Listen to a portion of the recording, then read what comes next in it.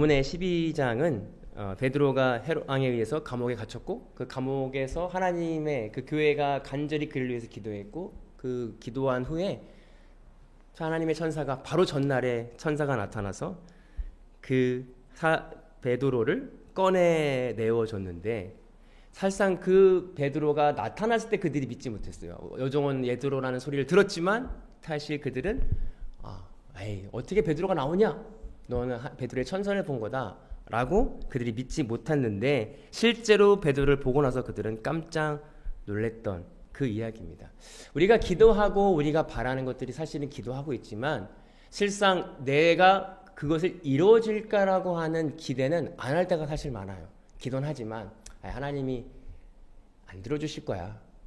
우리가 기도하는 수많은 것 중에 될 거라는 믿음을 가지고 기도하는 것들이 몇 가지나 있는가라는 것이죠. 왜냐하면 우리가 기도했던 것 중에 된 것도 있고 안 된 것도 있기 때문에 우리는 이런 것은 하나님이 안 들어줄 거야, 이런 것은 들어줄 거야 라는 우리만의 계산이 있고 판단이 들어가기 때문에 이건 안 될 거야. 그렇지만 우리 바람이 있기 때문에 기도는 합니다.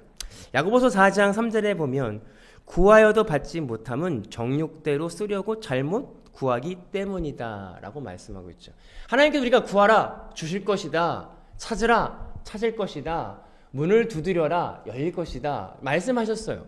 하나님이 구하면 주신다고 했는데 왜 안 주십니까? 근데 그 결과는 정욕 때문에 구했다는 거예요. 여기서 말하는 구하는 건 하나님은 영적인, 너희가 하나님을 알려 구하라 그럼 알게 해주실 거고, 그 문을 천국 문을 두드려라, 보이지 않는 천국문을 두드리라고 열릴 것이다. 영적으로 하나님께서는 이야기했는데 우리는 육체적인 정욕으로 두드렸고 육체적인 정욕으로 구했기 때문에 받지 못했다는 거예요. 그런데 우리는 똑같이 지금도 우리가 육체적으로 구하면서 하나님 안 들어주실 거야 이렇게 판단하고 있을 때가 사실 많다는 것입니다. 오늘 저와 여러분들이 하나님을 바라보기 위한 그 구하는 것, 내가 무엇을 구하고 있는가, 우리 교회는 과연 무엇을 구해야 되는가, 내 안에 간절함 구함이 있다는 그 간절함 구하는 것이 육체적인 구함인가 아니면 영적인 구함인가를 분별하는 이 시간이 되기를 소망합니다. 하나님께서는 구하면 주시길 원해요. 하물며 너희에게 성령을 너에게 주시지 않겠느냐. 하나님께서 우리에게 주시려고 하는 그 근본적인 핵심은 성령 하나님의 은혜입니다. 성령 하나님의 은혜가 하시는 일은 뭐냐면 내 안에 죄를 발견하고 회개케 하는 영이죠. 하나님께서 우리에게 주시려고 하는 그 선물은 회개의 영이에요. 회개해서 하나님과 우리와의 관계를 회복하는 그 은혜, 그 외에 전심으로 구할 때 주신다라는 것입니다. 오늘 본문 1절과 1절 하면 이 무렵에 헤롯 왕이 손을 펼쳐서 교회에 속한 몇몇 사람을 해하였다. 그는 먼저 요한의 형 야고보를 칼로 죽였다. 오늘 당시 헤롯 왕이 등장하는데 로마 정권에서 그 헤롯 왕은 그 당시에 유대 지역을 통치하고 있는 정치적인 사람으로서 이 유대교를 믿는 사람들이 예수 그리스도를 믿는 사람들 싫어하는 걸 알았어요. 그 사람들의 그 지도권자들의 그 인기를 얻고 싶어서 예수 믿는 야고보를 죽였더니 인기가 올라간 거예요. 와! 헤롯의 인기가 유대인들 그 리더들과 종교 지도자들에게 올라가니까 이거 괜찮다. 내가 나중에 정치적으로 이용하면 좋겠다. 그래서 이번에는 베드로까지 죽여야겠다라고 하는 그 정치적인 이유 때문에 기독교인들을 핍박하는 모습을 보게 되어집니다. 오늘 이것을 보면 어떻게 보면 이 교회가 부흥이 일어났고 하나님의 복음을 믿는 사람들이 처참하게 망하고 실패하는 것처럼 보여져요. 죽었잖아요. 야고보가 그렇게 열심히 예수님을 따랐던, 복음을 증거했던 그 야고보가 죽었다는 거죠. 그러면 이 교회에 있는 데미지는 흩어져야죠. 그리고 와해돼야죠. 그리고 이 복음을 전하는 일이 약해져야 맞는데, 오늘 우리가 이 말씀을 통해서 보는 것은 오히려 이 사람이 죽고 난 후에도 여전히 복음은 퍼져났다는 거예요. 그리고 복음은 죽지 않았다는 것입니다. 우리 것이 세상적 세계관과 기준은 이 삶은 죽은 거고 망한 거고 더 이상 희망이 없는 게 맞아요. 그런데 이 복음은 아이러니하게도 죽으면 더 확산합니다. 순교자가 나타나면 더 복음이 활활 타오르는 걸 보게 돼요. 우리가 복음의 역사, 특히 우리나라의 복음의 역사를 보면 처음 선교했던 우리나라 선교사가 우리나라 땅을 밟지도 못하고 죽었어요. 강의 바다 앞에서.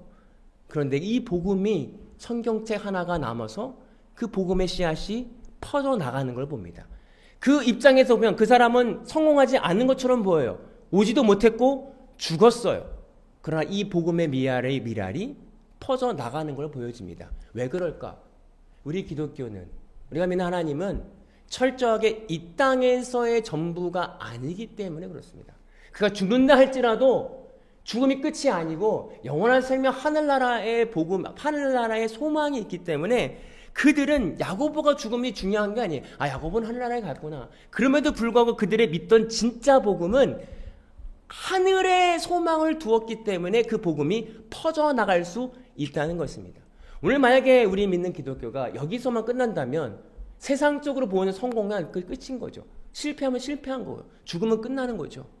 그러나 죽음 이후의 삶이 우리에겐 더 중요하기 때문에 이 땅에서의 죽음이 그렇게 실패로 여겨지지 않는다라고 하는 것입니다. 우리 기독교는 그래서 죽음과 부활을 믿습니다. 이제 사순절을 맞이해서 예수 그리스도의 십자가의 죽음이 끝이 아닌 거죠. 예수님과 함께 죽음을 통해서 함께 부활하는 것을 믿기 때문에 이 땅에서의 죽음이 우리는 두렵지 않은 거죠. 그래서 기독교의 장례식을 보면 그렇게 슬픈 게 아니에요.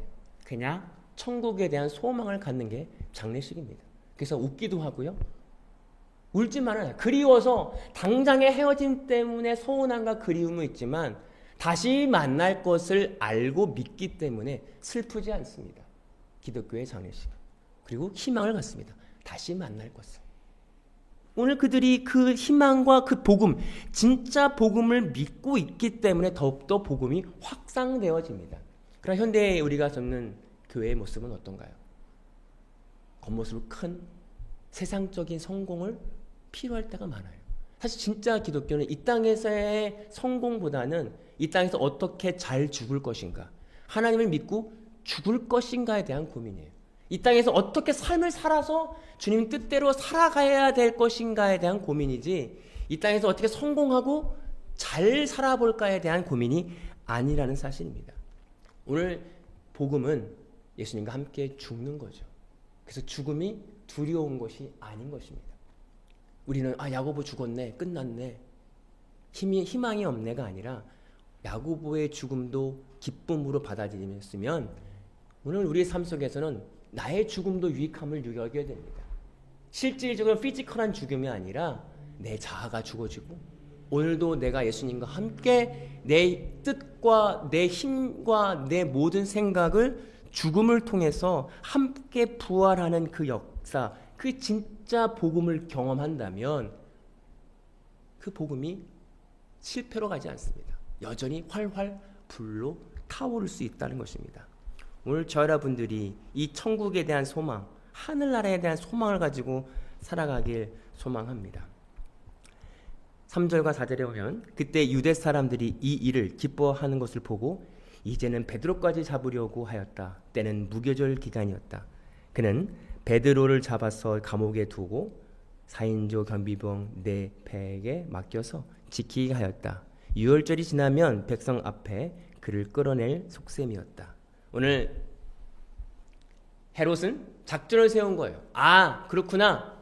예수 믿는 사람들 잡아냈더니 내가 인기가 올라가네. 그러면 그 무두머리격인 베드로까지 내가 잡아서 죽여야 돼. 근데 딱 유교절이네, 명절 기간이네. 그러면 잡아서 유월절이 지나면 그를 죽여야겠다라는 계획을 세웠어요. 어떻게 보면 이게 우연치 않게 이게 겹쳤을까? 아니죠. 이 모든 일을 주관하시는 분이 하나님이었습니다. 그러나 그는 그 사람의 뜻과 계획대로 되지 않았어요. 오히려 오늘 본문 12장 후반의 절에 가면 그는 죽습니다. 그는 자기가 죽을 것을 예상하지도 못해요. 그러나 그는 그의 속셈과 그의 계획을 가지고 세워나갑니다. 그러나 하나님이 그 모든 것을 주관하셨어요. 오늘 그것을 우리 12장을 통해서 나아갑니다. 보게 됩니다. 야고보는 죽었고요. 오늘 베드로는 하나님이 죽지 않고 교회 공동체를 위해서 남겨두셨다는 것을 우리는 보게 돼요. 왜 그러면 야고보는 실패한 거고 베드로는 성공한 거냐? 우리는 그렇게 바라볼 수 있어요. 아니죠. 우리 기독교 세계관에서 보면 우리의 삶이 야고보는 그때까지의 사명이 다 한 것입니다. 하나님이 그에게 원했던 사명, 그래 너는 그때까지 사명을 다했으니 이제 끝났다. 근데 베드로는 아직 교회를 향한 하나님의 뜻과 사명이 남아있기 때문에 복음을 위해서 남겨서 그를 교회를 세우는 자로 하나님이 사용하시기 위해서 준행하신다는 거예요. 오늘 우리는 어떻게 베드로는 잘 살았네, 성공했네, 야고보는 불쌍해 죽었네, 우리 이런 관점을 보지만 후에 야고보와 베드로가 하늘나라에서 만나는 그 둘은 똑같은 하나님의 사명을 감당한 사람이었다는 것입니다. 우리가 잘 알고 있는 달란트의 비유가 있죠. 1달란트 받은 사람, 3달란트 받은 사람, 5달란트 받은 사람. 우리는 각자의 달란트가 다릅니다. 어떤 사람은 1달란트만큼만 하면 하나님이 착하고 충성된 종이라고 할 수 있어요. 각자의 달란트대로 하나님이 요구하시고 하나님이 그를 인도해 가십니다. 오늘 하나님 모든 것을 준행하시는데 헤롯은 자기의 속셈대로 계산하고 있어요. 오늘 저 여러분들이 깨닫길 소망합니다. 1년을 살아가면서 계획을 세울 때가 있어요. 이렇게 해야지, 여기까지 해야지, 그 다음에 나 요거 해야지.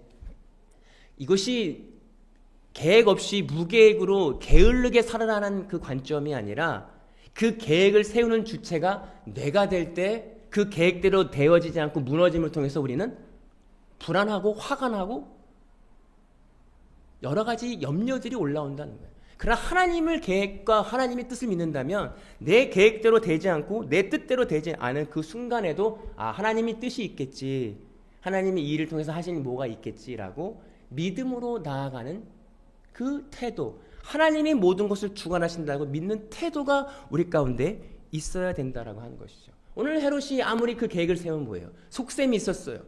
첫 번째는 성공했겠죠. 근데 그것도 하나님이 허락하시마에 야고보를 죽여서 그가 인기를 얻었는데 그는 더 인기 얻기 위한 본인의 속셈으로 베드로까지 죽이려고 했지만 그 베드로는 하나님이 허락하지 않으셨던 거예요. 여러분, 우리가 우리 삶 속에 동일하게 하나님이 허락하시고 허락하시지 않는 우리의 삶의 영역들이 있어요. 이거 허락하셨네, 이거 좀 더 하면 2배 되겠다, 여기까지 해보자. 근데 안 허락하실 때가 있어요. 그 각자의 이유마다 실패는 실패대로, 성공은 성공대로 하나님의 의의가 있어요. 하나님의 뜻이 있어요. 우리는 그걸 바라봐야 됩니다. 저번에 이렇게 허락하시더니 왜 이번에 허락 안 하시는 거야? 우리는 그 똑같은 내 기준과 판단으로 하나님께 원망합니다. 저번에 이렇게 하셨잖아요. 왜 지금은 안 하시는 겁니까? 하나님 그때마다 그때는 무언가 이유가 있었고 지금은 지금 나름대로 하나님의 뜻이 우리 삶 가운데 다른 뜻이 있어요. 그것을 신뢰하고 믿는 자, 하나님이 무엇인가 의미 있구나, 뜻이 있구나라고 신뢰하는 그 삶, 그 삶이 우리 가운데 있기를 소망합니다. 우리의 삶 속에서 각자 여러 가지 방법으로 우리에게 말씀하세요. 때로는 실패로 말씀하시고 때로는 성공으로 말씀하세요. 실패와 성공이 같은 이유는 2가지를 통해서 우리에게 하나님의 뜻이 무엇인지를 말씀하고 있기 때문에 그렇습니다. 여러분, 실패하고 있으세요? 어려운 때가 있으세요? 그때도 기뻐하시고요. 행복한 때가 있으세요? 그때도 행복하세요. 예전에는 행복하면 두려워요. 이 행복을 뺏어갈까 봐 두렵다. 실패하면 행복할 때를 기대하려며 묵묵히 지켜나가는 자가 아니라 그때에 맞게, 그 상황에 맞게 언제나 하나님께 감사하고 그때에 맞게 하나님을 바라보는 자가 매일 기뻐하고 매일 감사하는 삶이죠. 범사에 감사하는 삶이죠. 우리 그 삶을 살아가는 저와 여러분들이 되기를 소망합니다. 5절에 보면 이렇게 되어서 베드로는 감옥에 갇히고 교회는 그를 위하여 하나님께 간절히 기도했다. 간절히 기도했다는 거예요. 전심으로 기도했다는 거예요. 교회가, 그 공동체가 베드로가 갇혔다고 하는 소식을 들었어요. 야고보도 잃어버렸는데 그들이 그래도 천국에 대한 소망을 가지고 버티고 있었는데 이제 담임 목사님인 베드로까지 잡혔으니 그들에겐 하늘이 무너지는 듯한 느낌이었을 것입니다. 그래서 간절한, 이제는 하나님 앞에밖에 구할 게 없다라고 하는 간절한 소망이 있었습니다. 여러분, 하나님께서 이 간절한 기도를 원하십니다. 이 기도 그들이 한 것 같지만 하나님께서 그들에게 허락하신 건데 이 간절함은 세상의 어떤 가능성에 붙잡는 게 아니에요. 그래도 이 백업 플랜, 나에겐 그래도 이건 있잖아. 이건 있잖아. 이건 있잖아. 아니요. 이제 하나님께서 그들이 제일 마지막에 의지했던 눈에 보이는 육신의 베드로 선생님까지 뺏어가니까 이제는 하나님밖에 매달릴 게 없다라고 하는 그 간절함이 있었어요. 하나님, 우리가 이 땅에 살아갈 때 하나님 이외에 다른 것을 의지하는 것들이 있습니다. 때론 돈이 될 수 있고요. 때론 경험, 때론 인맥이 될 수 있어요. 내가 이 사람을 알지. 때론 모든 것들, 하나님 이외에 내가 붙잡는 것들, 하나님 그걸 잘라버리시고 간절함, 하나님만을 의지했을 때에 얻는 그 응답을 우린 경험해야 됩니다. 오늘 그들은 단순히 사도 베드로가 돌아왔다는 거에 응답 그보다도 더 중요한 걸 깨달았어요. 사도 베드로가 없어도 하나님은 살아계시는구나. 하나님을 의지하면 베드로도 감옥에서 풀어내신 분이 바로 하나님이시구나라는 그 하나님의 존재 자체를 깨닫는 경험을 합니다. 그 이후의 교회 공동체는 사도 베드로가 죽어도 겁나지 않는 거예요. 왜? 하나님이 계시니까. 바울이 죽어도 겁나지 않는 거예요. 왜? 하나님은 여전히 살아계시니까. 우리는 이 삶 속에서 그것을 경험해야 됩니다. 어떤 사람을 의지해서 그 사람에 의지해서 사람이 없으면 안 돼. 매일매일 그 사람만 바라보는 자가 아니라 영원한 생명이신 예수 그리스도로 내가 간절함으로 붙잡았을 때 얻었던 그 믿음의 경험. 모든 조건과 모든 환경이 안 됐을 때 하나님만 붙들었을 때 받았던 그 기쁨과 감사와 평안함. 그래서 그걸 경험했을 때 다른 조건이 이제 눈에 들어오지 않는 거죠. 오늘 그들에게 간절한 기도. 여러분들에게 어떤 간절한 기도 제목들이 지금 있으십니까?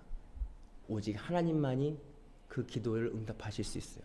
내가 만약에 육적으로 구한 기도가 아니라 영적으로 구한 기도라면 그 간절함 속에서 하나님은 응답하십니다.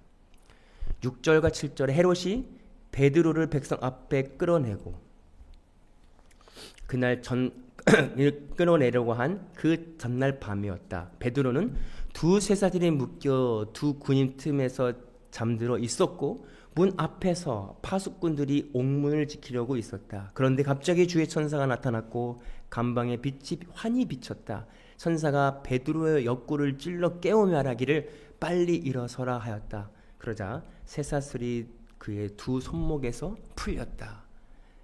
그들이 교회가 기도했습니다. 물론 하나님께서 그 기도를 응답하신 것도 맞지만 하나님의 계획 가운데 베드로는 아직 사명이 끝나지 않은 거예요. 그런데 전날 밤까지 있었어요. 묶였다가 바로 풀려날 수도 있는데 하나님은 그 전날 밤까지 기다리신다는 거예요. 그리고 그 하나님의 역사는 호련히 갑자기 베드로에게 나타납니다. 마지막까지. 하나님의 뜻은요, 사람의 타임라인과 달라요. 하나님이 안 되나 보다. 하나님의 뜻이 아닌가 보다. 사람이 기대했던 사람이 예상했던 어떤 시간을 넘어가게 되면 포기하게 됩니다. 하나님이 허락하시지 않나 보다. 이미 끝났다. 근데 하나님의 때는 그 바로 전날 밤. 약어로 말하면 9회 말 투아웃이었죠. 아무튼 마지막까지 갔다가 하나님이 모든 기대가 없을 그때에 하나님이 천사가 베드로에게 나타나고 베드로가 묶였던 모든 쇠사슬이 풀려가서 그를 비몽사몽에 어디에 황홀경에 끌려 감옥에서 탈옥해가는 그 기적을 경험합니다. 베드로도 기대하지 않았던 거예요. 베드로도 예상하지 못했던 것입니다.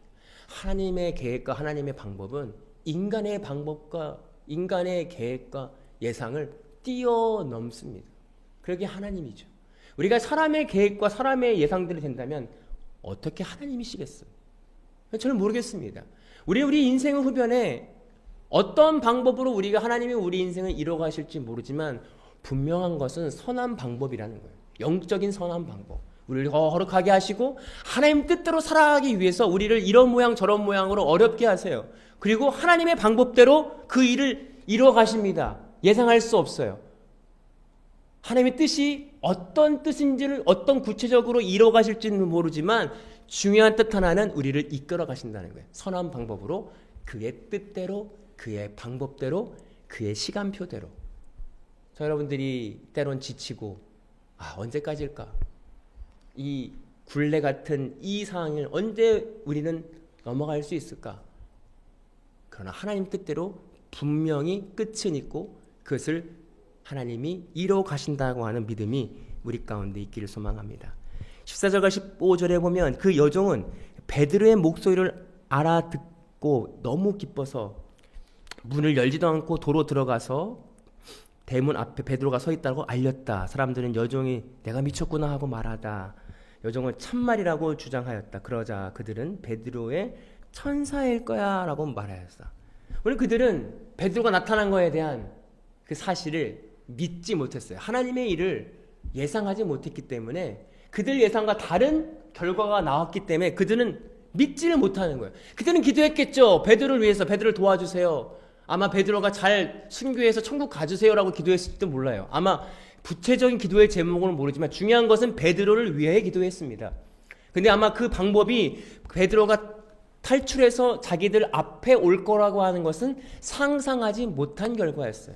그리고 여종이 그 말을 듣고도 전했지만 그들은 믿지 못했습니다. 듣고도 믿지 못하는 것이 있습니다. 오늘 우리가 하나님의 말씀을 듣고도 믿지 못할 때가 많아요. 그렇게 한다니까? 하나님이 예전 수만 년 전부터 예상했던 말씀을 듣고도 우리의 믿음이 약할 땐 믿지를 못해서 그래서 읽을 때마다 새로운 것이 하나님의 말씀이에요. 이런 말씀이 있었어? 이런 말씀이 정말 있었네? 우리가 읽으면서 우리의 귀가 영적인 귀가 열리지 않는다면 들어도 믿지를 못하는 거예요.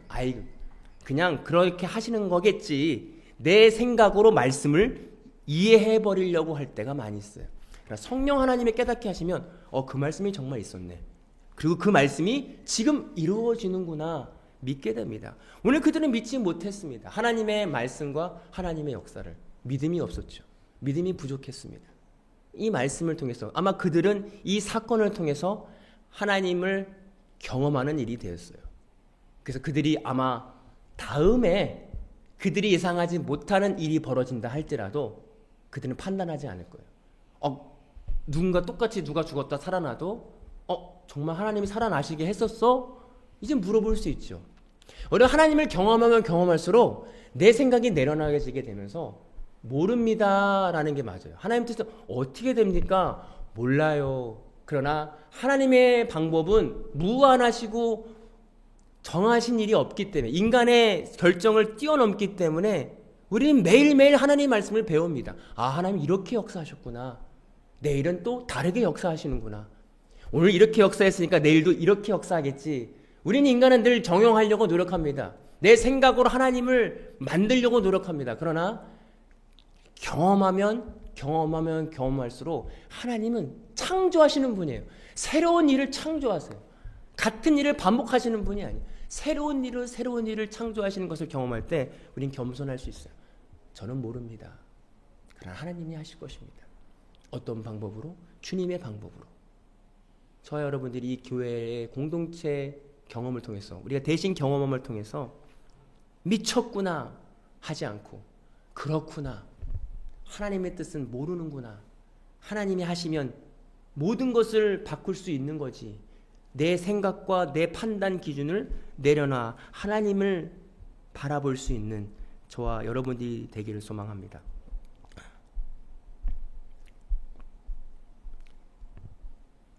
오늘 말씀을 통해서 이 믿음의 경험을 한 사람들만 하나님 맛을 알아요. 하나님 나를 바꿀 수 없겠지. 내가 이렇게 태어나서 이런 사람으로서 바꿀 수 없을 거야. 내가 원래 이런 사람인데 나는 못해. 그러나 하나님은 우리의 성격과 모든 DNA를 바꾸실 수 있어요. 어떨 때? 내가 온전히 십자가에서 죽을 때, 예수님과 함께 죽을 때. 이것이 거듭남이죠. 거듭난다라고 하는 게 전제는 이전에 내가 가지고 있던 DNA가 없어지는 거예요. 예수님과 함께 죽는 거예요. 예수님과 함께 다시 태어나는 걸 경험하는 것이죠. 바꿀 수 있습니다. 예수님의 십자가의 은혜를 통해서. 그러니까 그 은혜를 경험했으면 좋겠어요. 그 경험함을 통해 작은 경험이 내가 나를 바꾸는 작은 경험이 조금씩 쌓이면서 내 전인격적인 변화를 경험하게 됩니다. 하나님의 은혜로 예수 그리스도의 십자가의 은혜 사순절을 지나가면서 왜 예수님이 죽었나? 바로 나의 죄를 위해 죽었지. 내가 바뀌지 못하는 고질적인 문제, 나는 안 될 거야라는 이 부정적인 이 사고와 고착화된 내 모든 것들을 위해 죽었지라고 믿는다면, 미쳤구나가 아니라 그렇구나, 바꿀 수 있구나, 내가 변화될 수 있구나, 내가 예수 하나님과 함께 살 수 있구나라고 하는 믿음을 갖는 그 믿음으로 우리는 의로운 자라 여겨집니다. 그 믿음을 가지고 나갈 때 우리의 묶였던 모든 쇠사슬이 풀려지는, 베드로가 경험한, 내가 아무리 묶여 있어도 예수님이 함께 하시면 풀어지는구나, 이것을 경험하는 저와 여러분들에게 소망합니다. 하나님 감사합니다. 오늘도 말씀을 통해서 우리에게 주어지는 그 희망의 말씀은 이 땅에서 희망이 아니라 이 땅에서부터 하나님과 함께 동행함을 통해서 참 자유함, 참 기쁨을 주시려고 하는 영적인 은혜임을 깨닫고, 그리고 영적인 그 기쁨을 누리기로 세상이 알 수도 없고 세상이 줄 수도 없는 그 평안함을 우리가 예수 그리스도의 십자가의 은혜로 경험하는 우리 모두가 될 수 있도록 인도하여 주옵소서. 감사드리며 예수님의 이름으로 기도하옵나이다. 아멘. 지금은 우리 주 예수 그리스도의 은혜와 아버지 하나님의 극진하신 사랑하심과 성령님의 감화 감동 교통하시는 은혜가 오늘 말씀을 통해서 이제 그 은혜, 그 믿음을 지키기로 내가 주님과 함께 죽고 사는 것을 경험하고 결단하고 경험하기로 결단하고 돌아가는 모든 성도들 머리 위에 이제로부터 영원토록 함께 하시기를 간절히 축원하옵나이다. 아멘. 감사합니다. 한 주일 동안 승리하시고 다음 주에 뵙기를 소망합니다.